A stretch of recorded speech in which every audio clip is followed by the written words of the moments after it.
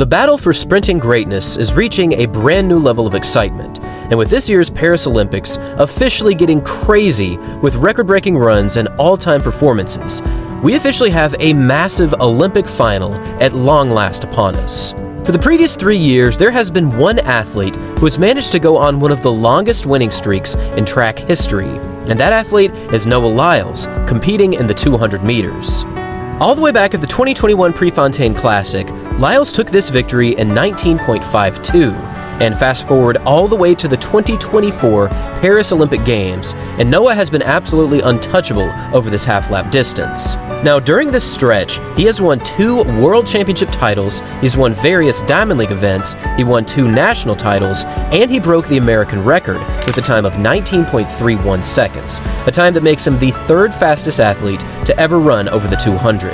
Noah is fast. He is extremely fast, and when competing at his best, he is arguably untouchable in the 200 meters. However, in the semifinals of this year's Olympic Games, he placed 2nd to none other than Letsile Tebogo from Botswana. Now, online, there have been many people expressing concern about this 2nd place finish, and many people are saying that Tebogo could be the athlete to dethrone Lyles in the 200-meter finals. But here is the truth about this performance. Lyles was nowhere close to 100% effort, as the goal in any semifinal is simply to qualify through and make it into the finals.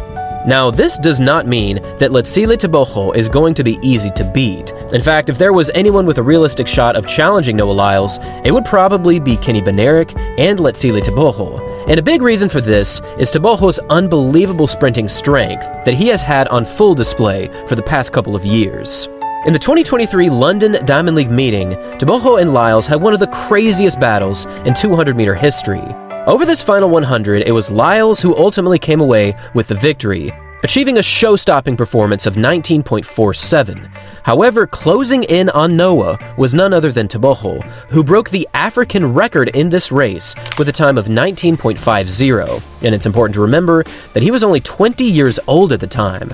This placed him just 3/100ths of a second behind Noah in 19.47, and I think it woke the world up to just how fast Tebogo really is.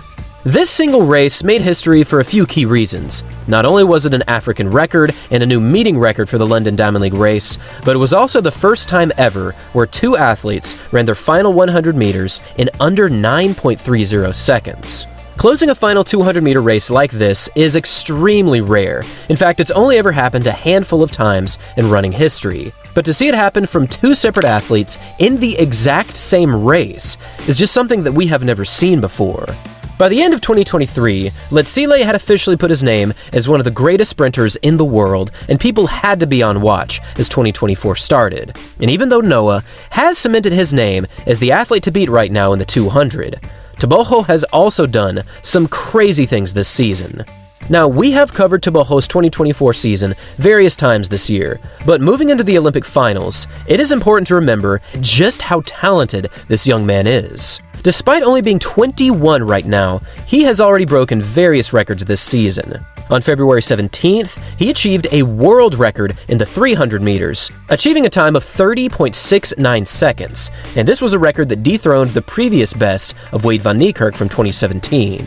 This was a crazy run. In fact, if we compare it to the other athletes that have broken 31 seconds, which include Usain Bolt and Michael Johnson, we can see that Tebogo's final 100 was significantly faster, which is yet another reason to see Tebogo as a clear threat in the 200 meters. Now, moving over to the 400 meters, he did achieve a time of 44.29 at this year's ASA Athletics Grand Prix, a time that destroyed his competition by a big margin. And even though he didn't quite get under 44 here, he certainly made up for that at this year's World Athletics Relays in the Bahamas, because on his second leg split, he achieved a mind-bending time of 43.49 seconds, a time that would challenge anyone else in history over this distance. This showcased that despite never running in the Open 400 under 44, he could clearly break this barrier, which, if you're familiar with track history, this would make him one of only 4 athletes to ever go sub-10 in the 100, sub-20 in the 200, and also sub-44 over the 400 meters, joining the club with Wade van Niekerk, Michael Norman, and Fred Kerley. It was pretty wild watching Tebogo stampede his way into the history books during this early season, and as this championship year has finally arrived, he is looking dangerous. Right now, his season's best are 9.86 in the 100, 19.71 in the 200, his world record in the 300 at 30.69, and for the 400, we'll just call it right around 44. This man has been on an absolute mission this season, and he is bringing some crazy momentum into the Olympic Games. But standing in his way from 200-meter glory is none other than Noah Lyles from the United States. Now, to say that Noah is the favorite in the 200 is most definitely putting it lightly. Whenever this man is on his game, he is simply not losing a 200-meter race. And in this season specifically, he has only continued his powerful position as the world number one. He ran the world's fastest time this year at 19.53 at the US Nationals. He looked very balanced and ready for his opening round and semifinals in the Olympics. And let's not forget that he has set new personal records in the 100 and in the 60-meter dash, hitting marks of 6.43 seconds during his indoor campaign and a super quick 9.79 to win this year's Olympic finals in the 100. No matter which way you look at Noah Lyles, he appears to be ready for something very quick for this 200 final. But the question that many people are wondering is how fast will he run when the gun goes off? Well, let's take a minute to think about this. Right now, his personal record stands at 19.31 from the 2022 World Finals, where he achieved a huge World Championship gold against yet another strong field. If Noah can run the race that we all know that he is capable of, it seems very possible that he will challenge 19.31. But what about the world record of 19.19, or the number 2 all-time performance from Johan Blake, where he achieved a time of 19.26 seconds back in 2011? Will either of these times fall? From many of those who have been close to Noah Lyles and seen him train, a 19.31 is very possible. The only thing standing in his way is Noah himself. For his 19.31 in 2022, he closed with one of the fastest final 100s in history. And while the official reports will say that he ran a 9.16 for the final 100, there have been various reports that this is in fact wrong, and these reports say his final 100 was closer to 9.22. If his final 100 was in fact 9.22 seconds, then we can see that his opening 100 was 10.09, which is certainly very quick for an opening 100. But this completely seems to be within Noah's wheelhouse, given that he is now a 100-meter world champion at 9.79. Now, for Noah to get into the sub 19.30 second club, his opening 100 will certainly be paramount.